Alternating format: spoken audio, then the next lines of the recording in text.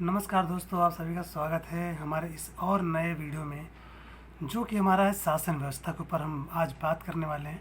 दोस्तों, जैसे कि पहले भी हमने एक वीडियो बना चुके हैं। जो मित्रों ने अभी तक उस वीडियो को नहीं देखा है तो जा कर के ज़रूर देखें।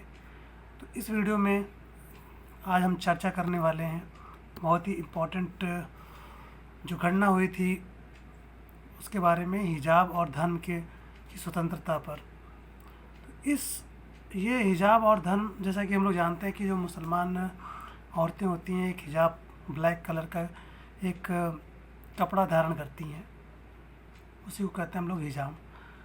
तो उस पर कुछ घटनाएं हुई थी 2021 में, तो उसी बारे में हम टोटल डिस्कशन करेंगे। उसके पहले हमने एक वीडियो बनाया था मौलिक कर्तव्य को लागू करना।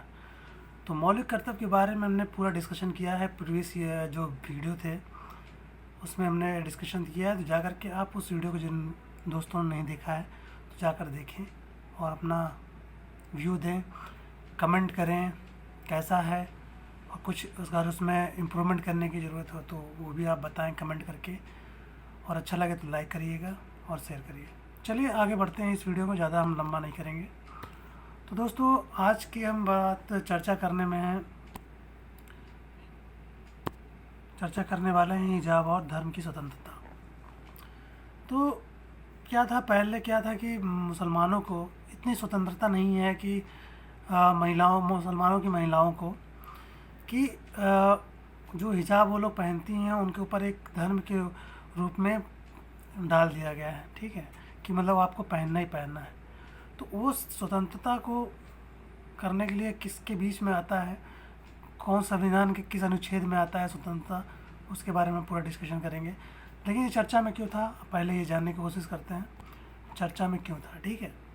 हाल में क्या हुआ, कर्नाटक के उडुपी, कहाँ पे, कर्नाटक के उडुपी ज़िले के एक कॉलेज में हिजाब कुछ महिलाएं द्वारा सार्वजनिक रूप से पहना जाने वाला वस्त्र पहनकर आने वाली 6 छात्रों को कॉलेज में प्रवेश करने पर प्रतिबंध लगा दिया गया।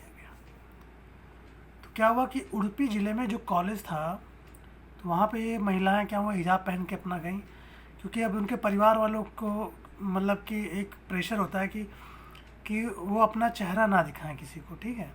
तो इस वजह से क्या हुआ कि वो महिलाएं जो थीं, स्कूली बच्चे जो थे, या कह सकते हैं जो औरतें थीं, वो मतलब हिजाब पहन के गईं। लेकिन वहाँ पे क्या हुआ, कॉलेज में जो थे तो वहाँ पे 6 छात्राओं को वहाँ पे प्रवेश में रोक दिया गया। अब ये मुद्दा क्या हुआ, धर्म की स्वतंत्रता पर कानून पर सवाल उठाता है। तो ये धर्म पर स्वतंत्रता का एक कानून उठाता है। अब ये उसके बारे में हम लोग जानने की कोशिश जानते हैं कि कौन सा है जो धर्म, ठीक है। तो संविधान में हमारे कहाँ पे लिखा हुआ है वो जानने की बहुत ज़्यादा ज़रूरत है। संविधान के तहत धार्मिक स्वतंत्रता की रक्षा। तो संविधान में हमें धार्मिक रूप से स्वतंत्रता का अधिकार दिया गया है। तो वो किस में दिया गया है, संविधान का अनुच्छेद 25 के 1 में। इसमें अंतःकरण की स्वतंत्रता और धर्म को मानने, आचरण के करने और प्रचार करने की स्वतंत्रता के अधिकार की गारंटी देता है। तो इसमें क्या है कि हम कोई भी पहनावा पहन करके जा सकते हैं, ये हमारे संविधान में अनुच्छेद 25 के 1 में लिखा हुआ है, ठीक है। तो इसका क्या हुआ, एक तरह से देखा जाए तो इसका उल्लंघन किया गया।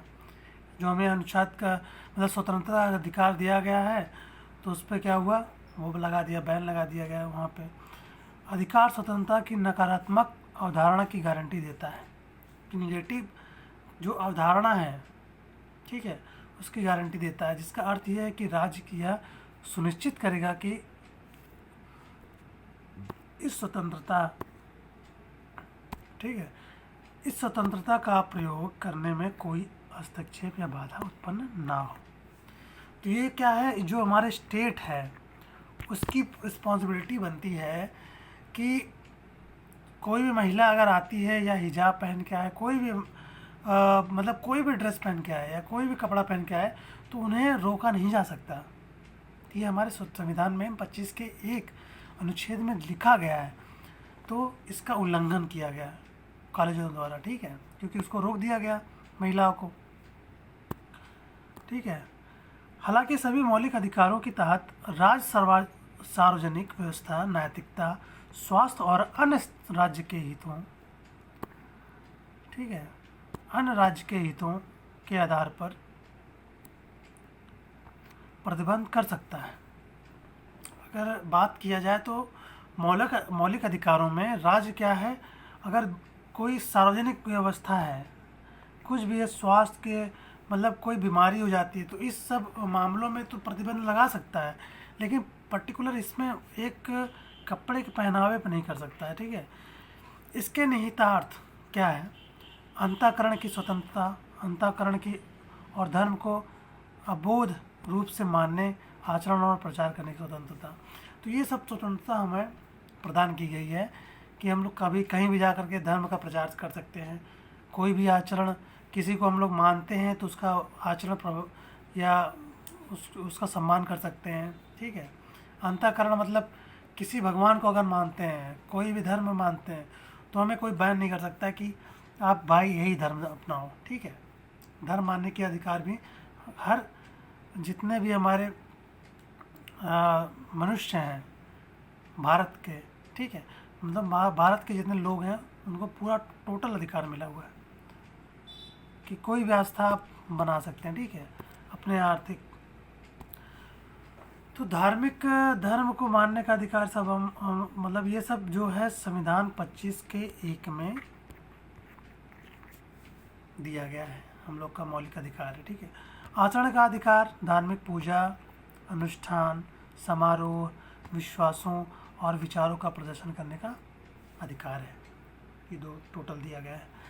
प्रचार करने का अधिकार, किसी के धार्मिक विश्वासों को दूसरों तक पहुंचाना या प्रसारित करना, किसी के धर्म के सिद्धांतों की व्याख्या करना, ये सब हम लोग मतलब किसी का भी एक्सप्लेन करना चाहते हैं और किसी के बारे में बताना चाहते हैं, प्रचार करना चाहते हैं, धर्म का सिद्धांत मतलब धर्म का प्रचार प्रसार हुआ, किसी भी और भी जैसे इंस्टीट्यूट है उसमें किसी चीज़ का प्रचार करना है तो हम लोग कर सकते हैं, पूरा टोटल स्वतंत्रता है। ठीक है, लेकिन निगेटिविटी नहीं फैलानी है, सबसे बड़ी चीज़ ये है। ठीक है, तो निगेटिविटी से बचे तो आपको पूरा स्वतंत्रता है। ठीक है,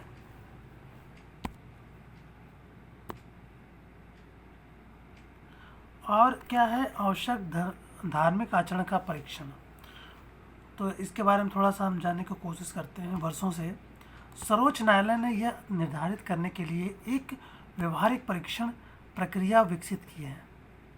क्या कौन सी प्रक्रिया परीक्षित की है उसके बारे में जानने की कोशिश करते हैं कि कौन सी धार्मिक प्रथाओं को संवैधानिक रूप से संरक्षित किया जा सकता है और क्या अनदेखा किया जा सकता है।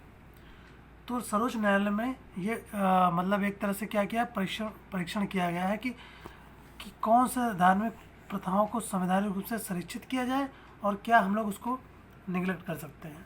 ठीक है, तो यहाँ पे संरक्षित किया गया है न्यायालय के द्वारा। तो वर्ष और बढ़ते हैं, वर्ष 1954 में सर्वोच्च न्यायालय ने सीसुर मठ मामले में कहा कि अब सीसुर मठ था, ढेर सारे मठ होते हैं, तो मठ में जिसे जो थे उसमें धर्म शब्द का एक धर्म के तहत अभिन्न सभी अनुष्ठानों और प्रथाओं को कवर करेगा। अभिन्न क्या है इसके बारे में थोड़ा जानते हैं। यह निर्धारित करने हेतु किए जाने वाले परीक्षण को आवश्यक धार्मिक प्रथा परीक्षण कहा जाता है। ठीक है, तो ये हमारा है आवश्यक धार्मिक प्रथा। क्या आवश्यक है? प्रायः क्या होता है कि कानूनी विशेषज्ञों द्वारा धार्मिक प्रथाओं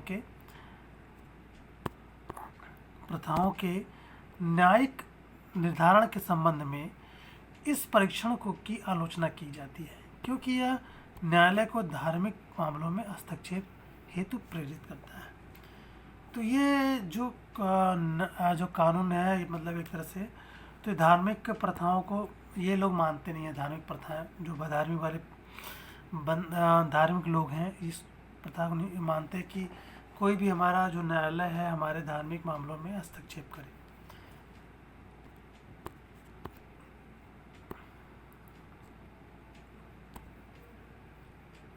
और क्या, विशेषज्ञों का ये मत है कि न्यायालय का कार्य सार्वजनिक व्यवस्था हेतु धार्मिक प्रथाओं को प्रतिबंधित करने तक सीमित होना चाहिए और न्यायालय को किसी भी धर्म विशेष के लिए आवश्यक प्रथाओं का निर्धारण नहीं करना चाहिए।